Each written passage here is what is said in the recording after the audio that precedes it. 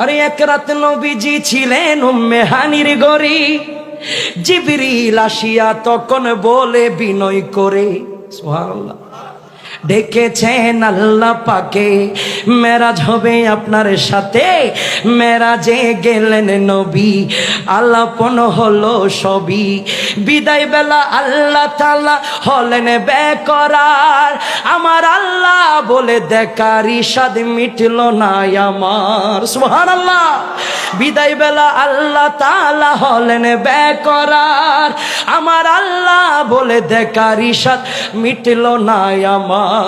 বন্ধু আরো কিছু সময় তাকো, বন্ধু আরো কিছু সময় তাকো, দিলের স্বাদ মিঠায়া তোমায় দেখিব। একটু দাঁড়াও দাঁড়াও ইয়া নবীজি সাল্লাল্লাহু আলাইহি ওয়াসাল্লাম, আমার নয়নে ভরে তোমায় দেখিব।